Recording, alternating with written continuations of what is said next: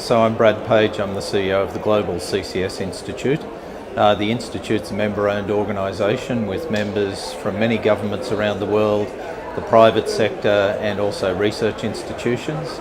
And our purpose is to accelerate the development and the deployment of CCS as a critical climate change technology. We have offices around the world and we work to both promote CCS and to share knowledge on the experiences of its deployment. 1.5 to 2 degrees C coming out of the Paris Agreement is actually a very challenging target.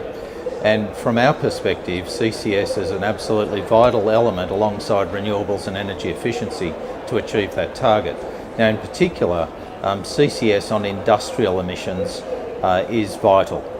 Industrial emissions are about 20% of the globe's emissions.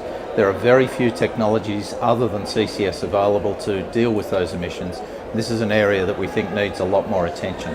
CCS also can be applied to both gas and coal-fired power stations and has the ability to dramatically reduce their emissions too.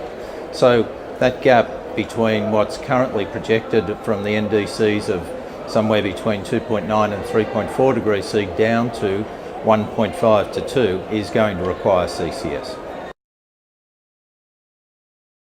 CCS is carbon capture and storage.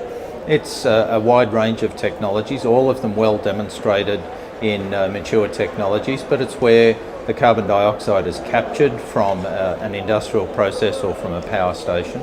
It's then compressed, transported in a liquid form and injected back into often where oil and gas has come from or into very deep saline aquifers where it fills the pore space and stored permanently.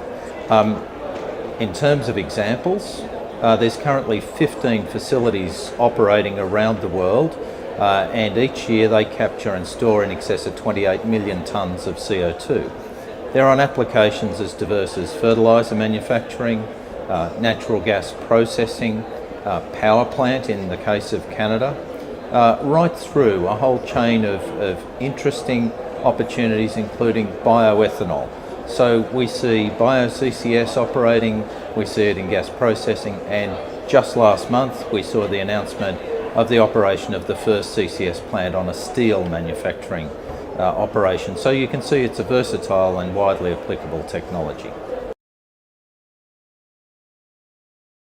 Well, I think this is a very important point, that the targets that were set in Paris do require every technology to be available, both the ones we have today and the ones that are still under development, if we're going to be able to reach that 1.5 degree objective and also the carbon neutral outcomes in the second half of this century. I think one of the things that's really important therefore is for us over the coming years to move our policy attention to delivering clean energy, not just individual technologies. So for a CCS perspective, we think that it's vital that we move to a place where governments are preferring to get incentives in place for clean energy development and deployment, including CCS, on a very even basis. That allows us to make sure that we get energy security, we get positive environmental outcomes, and we make sure that all of our energy and our manufactured goods are affordable. And I think by moving that policy discussion to a place where it's about clean energy rather than individual technologies, will actually solve this problem more effectively.